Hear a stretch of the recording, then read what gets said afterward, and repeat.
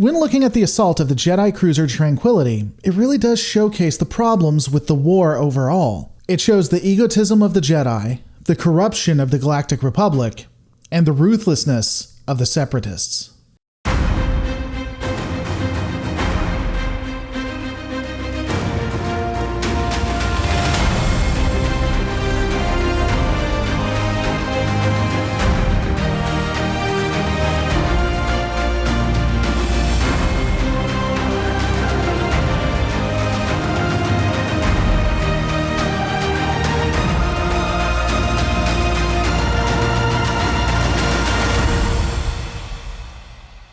Before we get into the lightsaber battle itself, let's analyze the combatants. The first will be Jedi Master Luminara Unduli. She is perhaps one of the most egotistical Jedi, in my opinion, of this era. While it's contentious, most online resources and on-screen references show Luminara to be a master at lightsaber form 3, Sorisu. This form is known as a classical fighting style in Legends and utilized for close-quarter combat as well as providing the ability to counter blasters, which were commonly used as offensive weapons of choice at the time. The form allows the user to reserve their energy and be more fluid in their motion, allowing momentum to be built up with little effort. The Jedi Master has also been observed switching to Form 2, Makashi. The second form of lightsaber combat, it allows the user to exploit power and strength with careful, controlled strikes. These two forms appear to fit together quite well, as you can utilize Sorisu to build up momentum, and then switch to Makashi to capitalize on that momentum to strike a devastating blow. There has been some argument that Unduli additionally practiced Form 4, Ataru. This form was aggressive and relied more on the Force and acrobatics. I personally don't see any evidence that this was one of her forms. Ahsoka Tano, Padawan at the time, would be assisting the Jedi Master in this battle. It can be somewhat difficult to gauge where Ahsoka is in her training at this point, especially given that we know the Clone Wars series is not in chronological order from episode to episode. Generally, Ahsoka is most known for the Charkai method of lightsaber combat, a technique that is known for its use of dual lightsabers. However, Ahsoka is only seen wielding one lightsaber during this battle. Whether she had begun training with the Charkai method or not is unclear. Looking at her abilities within this battle, we know that she was well versed in Form 5, also known as Jemso or Shi'in. This form made her very adept at turning blaster bolts back onto the aggressor. Ahsoka was also very unconventional in her form in that she would hold the blade in reverse order versus how most Jedi handled their blades. Given what we see, I also think she probably dabbled in Form 2, Makashi. This form was specifically designed for lightsaber combat and opponents who were force sensitive. The style had a focus on defense with minimal effort and guarding against disarmament. Additionally, based on her style and that of her master, I would say that she was also versed in Form 4, Ataru. Asajj Ventress, the adversary of the Jedi, was generally always considered to be a master of Charkai. As I've discussed, Charkai exploits the use of 2 or more lightsabers. In Legends, Charkai was technically a form to itself, but in reality, it simply took one of the other forms and modified it. As an example, both Niman and Ataru were commonly modified forms that a user of Charkai would be known for. To that point, Ventress was well known for using Form 2, Makashi, as well as most likely Form 4, Ataru. While it was commented that Ventress' style was sloppy and unrefined, especially in this battle, she has a track record of defeating Jedi Masters quite often, even able to best Jedi Knight Skywalker, the Chosen One. With the principal players in the combat analyzed, let's take a look at the fight itself. While escorting Viceroy Gunrait's prison, both Jedi Master Unduli and Padawan Ahsoka are charged with ensuring that he is not rescued by the Separatists. The Jedi cruiser Tranquility would be tasked with getting Gunray to his prison. Inevitably, the Jedi cruiser would be attacked and boarded by Separatist forces. Unduli ordered Ahsoka to stand guard over the Viceroy while she assisted in beating back the boarding party.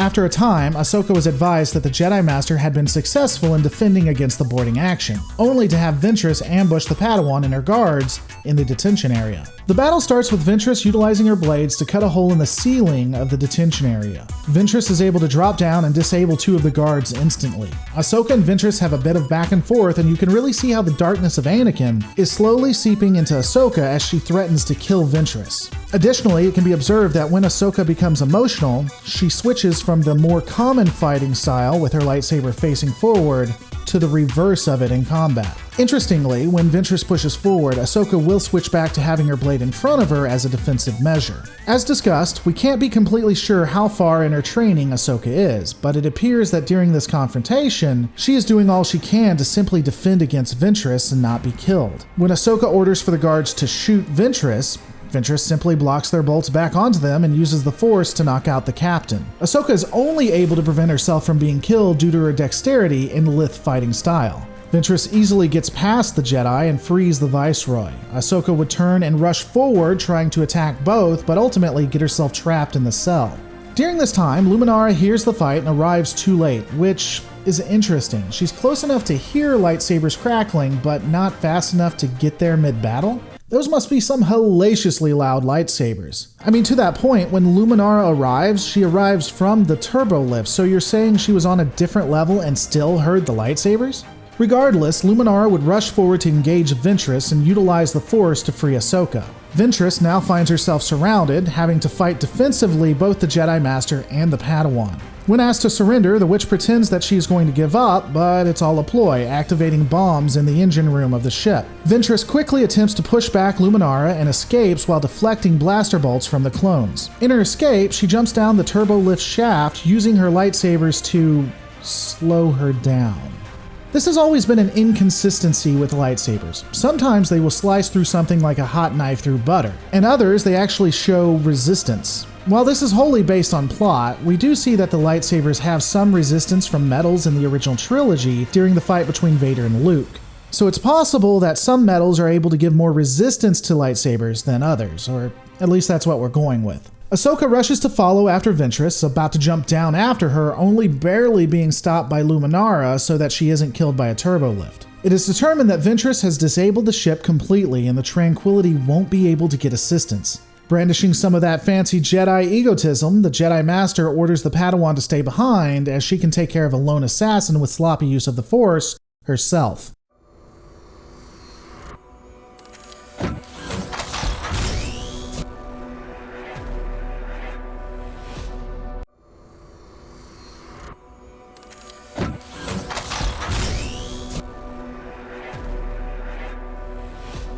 While I agree with this order, I don't agree with why. Luminara should have ordered Ahsoka to stay and watch Gunray to ensure that there wasn't someone else working with the assassin. You know, just in case this was all just a distraction.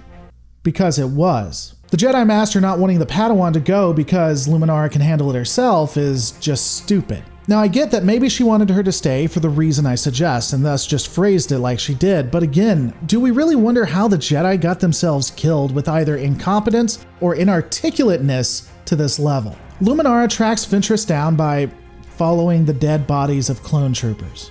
Remember folks, a kid's show. She would find Ventress in a similar engineering room to the one that had been disabled. This, of course, is where the Jedi Master would be ambushed. Luminara easily would duck out of the way of the attack, but would be blinded in one eye after a trick by Ventress. The Jedi Master jumps back to regain herself and begins to fight defensively. Even with her vision partially diminished and fighting someone with two sabers, Luminara is able to fight the Darkseid user to a stalemate. The two trade verbal barbs, Ventress asking if the Force can be pushed with one's head severed and Luminara calling the Bog Witch sloppy. It would seem that this insult works in Luminara's favor as Ventress becomes enraged and begins pressing the fight, opening herself up more and more to attack. As stated, the two are ultimately only able to bring each other to a standstill.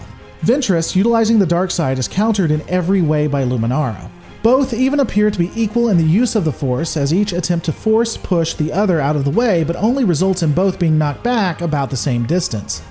Ventress is only able to get the upper hand by forcing Luminara to stay on the defensive and knocking her back off the platform, then cutting several pipes in the ceiling, resulting in them falling on the Jedi Master. Even then, Luminara is able to use the Force to push most of them out of the way, with only one falling on her leg. This does cause the Jedi Master to be stuck and prone, however, and Ventress is about to give the killing blow when Ahsoka, disobeying orders, arrives and uses the Force to push the Darkseid user into a pipe. The Padawan then utilizes her lightsaber to free Luminara. Now, I do kind of want to pause a moment. These pipes are industrial grade and so large that if they had fallen on Luminara, they would have killed her. But when freed, Luminara pops up like nothing is wrong. Her leg wasn't just caught, the pipe fell on it, remember. This either shows an ability to heal massively quick using the Force or a large pain threshold for the Jedi Master. Either way, both the Master and Ahsoka engage Ventress. Outnumbered, Ventress moves to fighting defensively, using her dexterity to avoid attacks. She would ultimately jump away from the two, attempting to hide in the shadows. The Jedi would then begin a search for the witch. Ultimately, the two would be recalled as they realize they have been betrayed and Gunray is getting away.